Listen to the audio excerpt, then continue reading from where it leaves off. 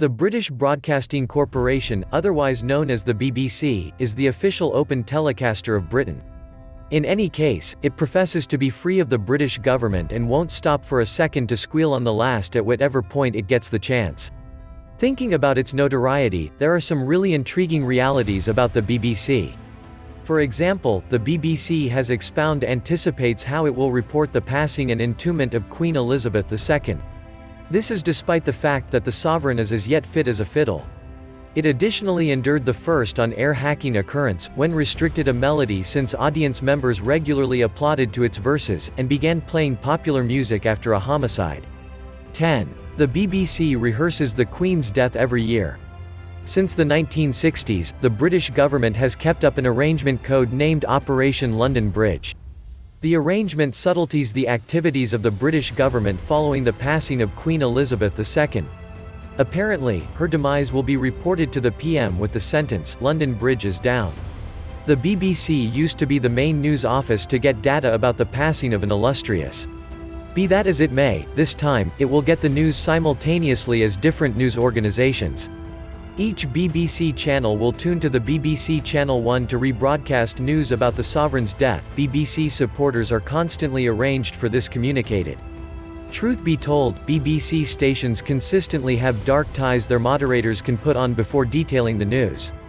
The BBC likewise has a detailed and all-around figured arrangement on how it will cover the sovereign's entombment.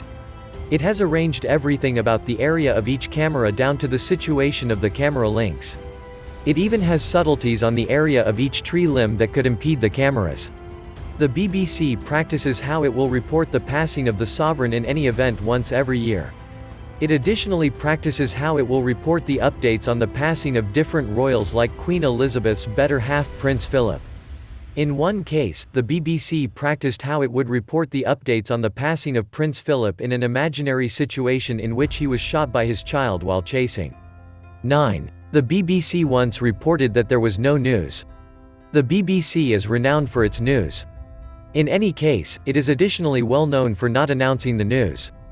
On April 18, 1930, the BBC didn't report any news since it had no news. At 8:45 p.m. that day, a supporter went broadcasting live and stated, "Great night, today is Good Friday. There is no news." Then the BBC proceeded to play piano music for the following 15 minutes. There is consistently news, so it is astonishing that the BBC said there was none. This was on the grounds that the BBC had an imposing business model on news detailing in Britain at that point. This implied it additionally had a restraining infrastructure on what it thought about newsworthy. The BBC just announced news it felt would improve the profound quality of the British. What's more, it was eager to swear off the news as opposed to giving an account of things it thought about disagreeable. In any case, some have asserted that the activity was really an endeavour by the BBC to demonstrate it was free of the British government. At that point, the British government was attempting to scatter an outrage that had been canvassed in the papers the earlier day.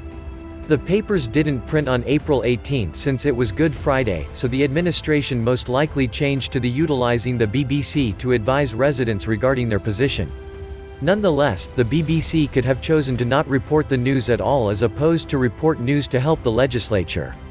8. An undercover MI5 officer at the BBC stopped communist presenters from going on air. The Cold War was a terrible chance to be a socialist in the West. The British government dreaded having socialists in the media so awful that a covert MI5 operator once reviewed all BBC telecasters to figure out who could go broadcasting in real time and who couldn't. MI5 specialists worked covert at the BBC from the late 1930s until the Cold War finished in 1991. Planned editors and supporters considered troublemakers or potential socialists got green Christmas tree-like stamps fixed on their own records. BBC staff didn't have a clue why their records had the green labels, and the BBC never let them know, either. Moderators like society vocalist Ewan MacColl and his significant other, Joan Littlewood, were among the telecasters with the stamps. They got the labels after John Coatman, an executive at the BBC, wrote to MI5 over worries that the couple were socialists and could cause an upheaval. 7. A controversial murder forced the BBC to play pop music. As we referenced before, the BBC had a moralist position at the time it was established. Well-known music sorts like jammin' were a survivor of this ethical quality drive. The BBC considered awesome music unacceptable for communicate, so British residents once in a while got the chance to tune into famous groups like the Beatles on the BBC. This changed in 1967, when a disputable homicide in another law prompted the BBC starting to play pop. While the BBC had been demanding it would not play pop, privateer radio broadcasts had jumped up over the UK and shot fly to audience members. Privateer radio broadcasts are radio broadcasts without working licenses. They transmitted from ships, model presented above, in global waters off the British coast. This made them close to enough to transmit to British residents and far enough that they were out of British government locale. The radio broadcasts before long got the consideration of the British government, which couldn't conclude how to deal with them. This changed after a specialist named Oliver Smedley shot a privateer radio broadcast administrator dead over a contention over such a station. Smedley was cleared of homicide after the courts chose he had acted in self-protection. In any case, the administration took advantage of the chance to pass the Marine and Broadcasting Offences Act, which made it illicit for British organisations to manage privateer radio broadcast ships. The BBC immediately utilised the best privateer radio DJs and made BBC Radio 1 to oblige privateer radio's 15 million audience members. 6. Dow shares fell by $2 billion within 2 hours of a hoax interview. On December 3, 1984, 45 tons of methyl isocyanate gas spilled from a Union Carbide Corporation bug spray plant in Bhopal, Madhya Pradesh, India. The break, which is recalled today as the Bhopal debacle, sifted into the encompassing homes, killing somewhere in the range of 15,000 and 20,000 individuals. Over a large portion of 1 million people likewise experienced sick impacts the whole. The occurrence created terrible press for Union Carbide Corporation. The organization later gave up the processing plant to the Madhya Pradesh state government in 1998. After 3 years, the Union Carbide Corporation was offered to the Dow Chemical Corporation. All things considered, the whole stays questionable even today. In 2004, the BBC welcomed Jude Finisterra, a representative for Dow, for a meeting about the episode. Finisterra referenced that Dow had acknowledged duty regarding the release and had consented to sell Union Carbide and pay $12 billion to individuals influenced by the break. The meeting proceeded for 2 hours until the BBC understood that the supposed Finisterra was actually an imposter named Andy Bickelbaum. Nonetheless, it was past the point of no return for Dow. 2 hours was sufficient time for its stock to fall by $2 billion. Bickelbaum and his nearby partner, Mike Bonanno, were a piece of a gathering called the Yes Men. They made a phony site that mirrored Dow's genuine site yet with their own email for individuals who needed to talk with a representative for the organization. The BBC found the phony website after a web search and reached the email for a meeting. Strangely, Bickelbaum and Bonanno had made the phony site 2 years earlier. They had disregarded it until the BBC appeared. 5. The BBC banned a song because listeners always clapped to its lyrics. Somewhere Down in the Heart of Texas was composed by June Hershey and Don Swander and sang by Perry Como in 1941. Como recorded the melody only 2 days after the Japanese bombarded Pearl Harbor. The tune immediately got well known in both the US and the UK. It even stayed at the highest point of UK graphs for 5 weeks in 1942. Deep in the Heart of Texas was well known for its snappy verses and applauding sounds. Audience members, including understudies and laborers, frequently applauded alongside Como as he sang. The BBC before long understood this could turn into an issue since laborers in bomb production processing plants may incidentally drop their bombs while applauding. So it restricted its supporters from playing the melody during work hours. 4. The BBC once had strict rules about what was considered a joke. In 1949, the BBC gave a flyer it called the Green Book to its journalists, editors, and telecasters. The book contained the standards managing the utilization of jokes on the BBC. It was detailed and entertaining simultaneously. The book clarified that jokes must not be obscene. Jokes about restrooms, indecency, special first nights, fig leaves, women's clothing, prostitution, servants, creature conduct, and voyagers were taboo. So were kids about ailments, war wounds, and distortions. The book especially referenced jokes about people with speech issues, which it distinguished as being normal among moderators. Moderators, essayists, and editors were likewise illegal from utilizing biblical stories, expressions, and characters to make jokes. The boycott was stretched out to different religions and strict functions. American slang was likewise restricted over worries that American movies and music were gradually disintegrating British English. Jokes about alcoholics were permitted with some restraint. Jokes about disloyalty were permitted yet should have been vigorously blue-penciled. Words like bin, which could be utilized instead of jerk, were additionally taboo. 3. The first on-air hacking incident happened to the BBC. In 1983, the first on-air hacking occurrence happened after somebody hacked an email account during a live show of email.